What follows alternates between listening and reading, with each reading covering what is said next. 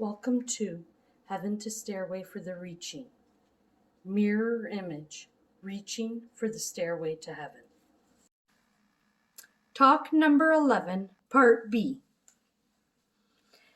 Like we said, we know carols have hidden messages of Jesus' life. And it was because the fear of the people's lives that were following Jesus. But Jesus gives us that right to follow him. And his power comes from God, who is the highest of highest authority power, above and below the heavens. Fear is not an option when you are protected by Jesus. We have given you main materials in writing your own carols.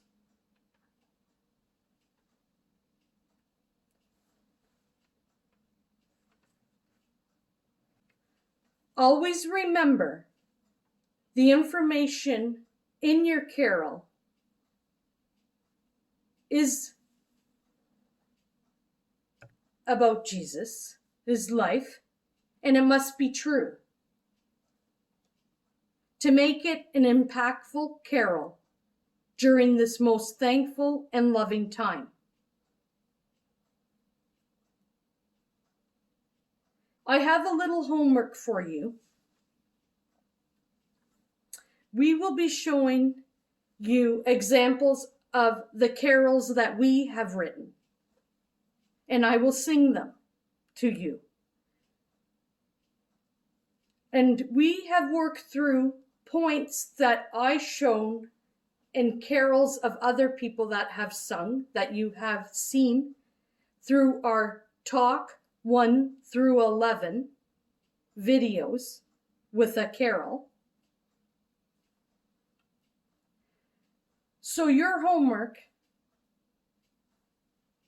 is to find the points that are hidden,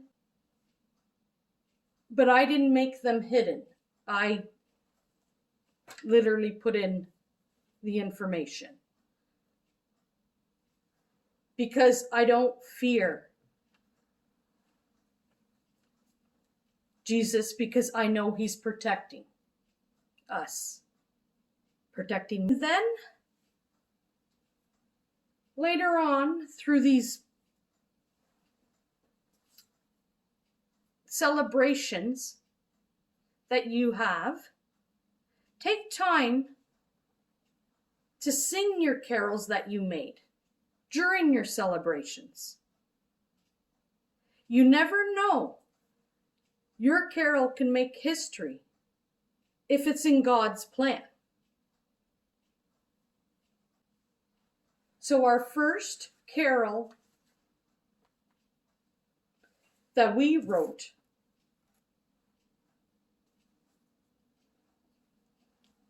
is called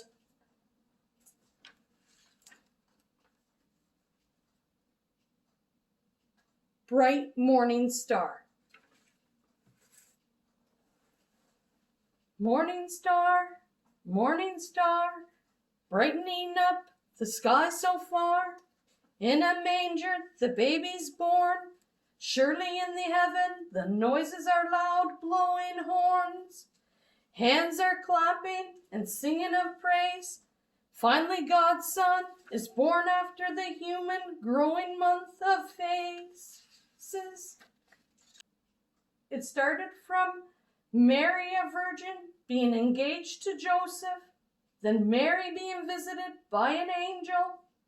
Honestly, Joseph with the news, feeling a bit strangled. Mary was pregnant and baby was conceived by the Holy Spirit, but Joseph could not bear it. Mary took the time to visit her cousin Elizabeth, who in her old age bore a miracle child. A conversation must have took place in each of their wombs.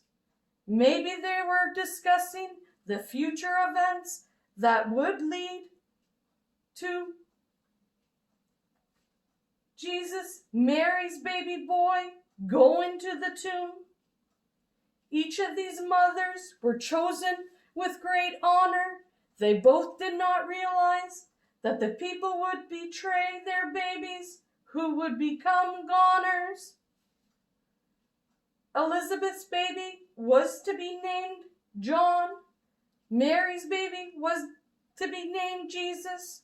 All for God's plan, each having their own part, including future events of the nails driven in Jesus' hands. Future events of John was to live in the wilderness, to help lead the people, to turn away from their sins, guiding them with tenderness. Elizabeth's baby, John, must have been able to speak to Mary's baby, Jesus, in each of their wombs. It's like they were knitted as looms.